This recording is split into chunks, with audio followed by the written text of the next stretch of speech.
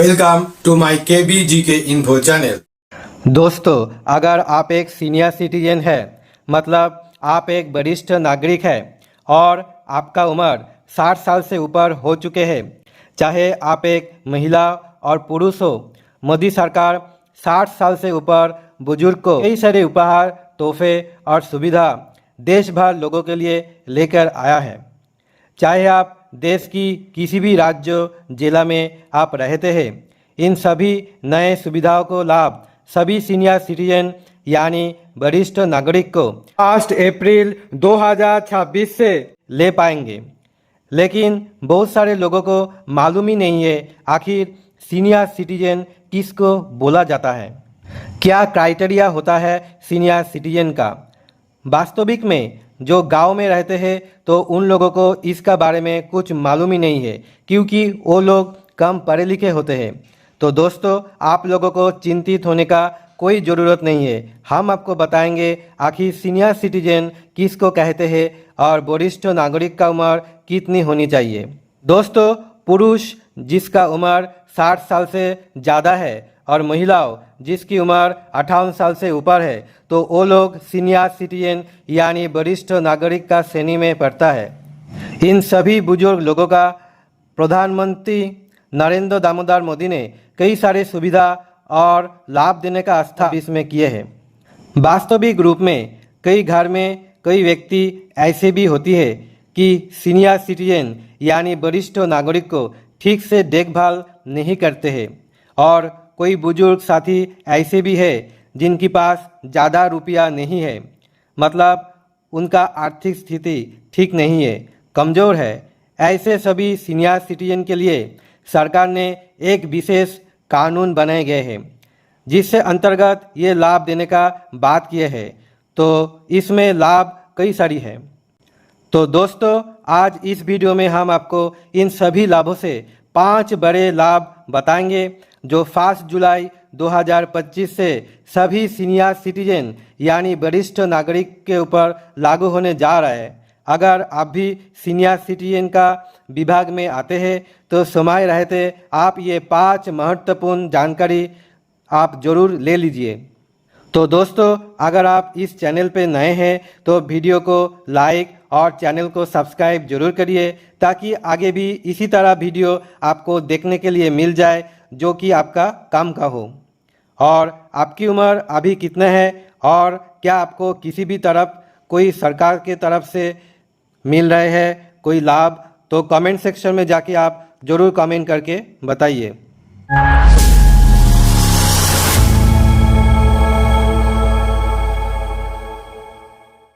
तो दोस्तों, सबसे पहले हम बात करते हैं बैंकिंग सुविधाओं के लेकर। सीनियर सिटीजन को बैंकिंग सेवाओं में कोई सुविधा दी जाती है। यदि किसी वरिष्ठ नागरिक ने बैंक में फिक्स डिपॉजिट यानी FD कराए हुए है तो 2025 के बजट में ये नियम लागू किए गए कि 1 लाख रुपया तक की ब्याज पर कोई TDS नहीं कटेगा। जी हाँ दोस्तों, आप बिल्कुल सही सुने। कोई वरिष्ठ नागरिक अपने मकानों को किराए पर देकर आमदनी कमाते हैं। यदि उन्हें ऑनलाइन पेमेंट या चेक से किराए की राशि मिलती है और ये राशि 6 लाख रुपया या उससे कम होते हैं तो उस पर भी कोई TDS नहीं काटेगा। मतलब अगर आप बैंक में चले जाइए और बैंक में आप 1 लाख रुपया का फिक्स डिपॉजिट यानी FD आप कराते हैं तो इस पर आपको कोई TDS नहीं काटेगा। आप मकान किराए पे दिए हैं और किराए का जो राशि आपको ऑनलाइन के जरिए मिल रहा है और चेक से जरिए आप मिल रहे हैं और उसका अधिकतम राशि 6 लाख से कम है तो आपको भी कोई TDS नहीं देना पड़ेगा। तो दोस्तों, ये सरकार की तरफ से एक नया जो नियम है ये बहुत बढ़िया है। तो आप लोग कमेंट सेक्शन में जरूर कमेंट करके बताइए सरकार की तरफ से ये जो नियम आपको कैसे लगा। दोस्तों, दूसरा नियम के बारे में अभी हम बात करते हैं स्वास्थ्य सुविधाओं को लेकर। भारत देश में सभी सीनियर सिटीजन का इलाज मुफ्त किया जाता है, लेकिन अभी भी बहुत से लोग इस सुविधाओं के अनजान हैं। सरकार ने 70 साल से अधिक उम्र के बुजुर्ग के लिए आयुष्मान भारत योजना चलाई हुए है। इस योजना के अंतर्गत 5 लाख रुपया का गारंटी कार्ड सरकार द्वारा प्रदान किया जाता है। इस कार्ड के जरिए बुजुर्ग देश की किसी भी सरकारी या अधिकृत प्राइवेट अस्पताल में जाकर मुफ्त इलाज करवा सकते हैं। आयुष्मान कार्ड केवल गरीब के लिए नहीं है, बल्कि 70 वर्ष से अधिक उम्र के सभी वरिष्ठ नागरिक इसे मुफ्त में बना सकते हैं। तो दोस्तों, आयुष्मान कार्ड जो आयुष्मान भारत योजना जो आप कार्ड है वो आप जरूर बना लीजिए। उसमें आपको 5 लाख रुपया तक आपको गारंटी कार्ड सरकार की तरफ से मिल जाता है, चाहे वो कोई सरकारी अस्पताल हो, प्राइवेट हॉस्पिटल हो। तो दोस्तों, अगर अभी तक आप आयुष्मान भारत योजना का कार्ड नहीं बनाए तो आप बना लीजिए। अगर आप 70 साल से अधिक है तो उसका आप मुफ्त में आप ये सारी सुविधा आप ले सकते हैं। अभी आप तीसरा बात करते हैं जो रेलवे और हवाई यात्रा में रियायत। भारत सरकार ने ये निर्णय लिया है कि 1 अप्रैल 2026 से देश भर की सभी सीनियर सिटीजन को रेलवे और हवाई यात्रा में विशेष छूट दी जाएगी। पहले भी ये सुविधा थी, लेकिन अब इसे और बढ़ा दी गई है। रेलवे यात्रा में क्या छूट दिया जाती है? पुरुष सीनियर सिटीजन को किराए में 40% की छूट मिलेगी और महिलाओं सीनियर सिटीजन को 50% की छूट मिलेगी, और ये सभी क्लास जनरल से लेकर एसी तक पर लागू रहेगा। और अभी हवाई यात्रा में रियायत की दी जाएगी। एयर इंडिया द्वारा घरेलू उड़ानों पर भी विशेष छूट दी जाएगी। टिकट बुकिंग में प्राथमिकता की सुविधा मिलेगी। तो ये सब लाभ केवल सीनियर सिटीजन को दिया जाएगा। तो दोस्तों, अगर आप एक पुरुष है तो रेलवे में आप रिजर्वेशन करने जाएंगे तो आपको 40% आपको छूट मिल जाएगी। अगर आप एक महिला है, सीनियर सिटीजन है, तो आपको भी 50% की छूट मिल जाएगी, और ये सभी क्लास को जनरल से एसी को लेकर ये छूट लागू है। अगर आप हवाई यात्रा में आप सफ़र करते हैं तो आप टिकट जब बुकिंग करेंगे उसमें भी आपको छूट दिया जाएगी, और सीएसी सीनियर सिटीजन को ही मिलेगा। चौथा बारे में अभी हम बात करते हैं क्या सुविधाओं है, वो है आपको कानूनी सुरक्षा के लेकर। सीनियर सिटीजन को कानूनी सुरक्षा प्रदान करने के लिए वरिष्ठ नागरिक अधिनियम 2007 लागू किया गया है। जी हाँ दोस्तों, आप बिल्कुल सही सुने। माता पिता और बुजुर्ग की देखभाल सुनिश्चित करने के लिए ये कानून बनाया गया है।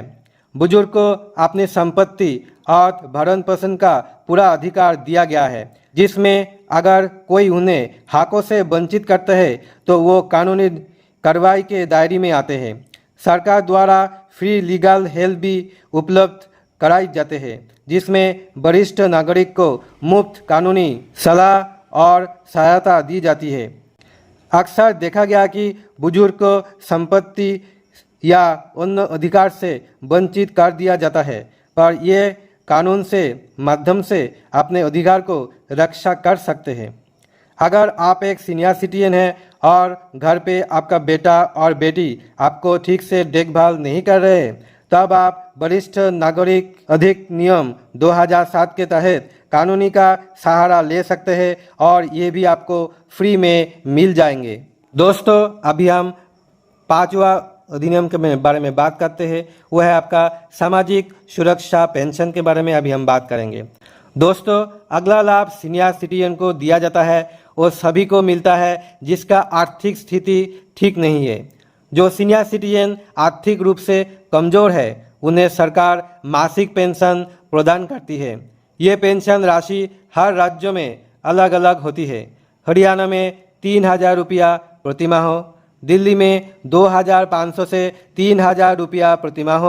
ये सुविधा विशेष रूप से गरीब बुजुर्ग के लिए चलाई गई है, जो बीपीएल रेशन कार्ड धारक है उसके लिए। तो दोस्तों, अगर आप हरियाणा राज्य में रहते तो आपको 3,000 रुपया पेंशन मिल जाएगी। अगर आप दिल्ली में रहते तो 2,500 से 3,000 रुपया तक आपको पेंशन मिल जाएगी। तो दोस्तों, इस वीडियो में सबसे अच्छा लाभ आपको कौन सा लगा, कमेंट सेक्शन में जाके जरूर कमेंट करिएगा। आशा करता हूँ आज का वीडियो आप लोगों को काफी पसंद आया होगा। वीडियो पसंद आए तो वीडियो को लाइक जरूर कर दीजिए, और दोस्तों अगर आप KBGK इन्फो चैनल में पहली बार विजिट कर रहे तो चैनल को सब्सक्राइब जरूर कर दीजिएगा। बेल आइकॉन प्रेस करके सिलेक्ट ऑल करिए ताकि ऐसे इंटरेस्टिंग एंड नॉलेजेबल वीडियो का नोटिफिकेशन सबसे पहले आपको मिले। दोस्तों आप इस वीडियो आप दोस्त लोगों के साथ शेयर करिए। सोशल मीडिया यानी Facebook, WhatsApp, Instagram, Telegram, Twitter, LinkedIn, जितना सोशल मीडिया है उतना आप शेयर करना बिल्कुल मत भूलिएगा, क्योंकि इस वीडियो सबको आप शेयर करेंगे तो सबका जानकारी प्राप्त होना बेहद ही जरूरी है। तो दोस्तों आज के लिए इतना ही, फिर मिलते हैं अगले इंटरेस्टिंग एंड नॉलेजेबल वीडियो लेके। तब तक के लिए जय हिंद, वंदे मातरम, भारत माता की जय।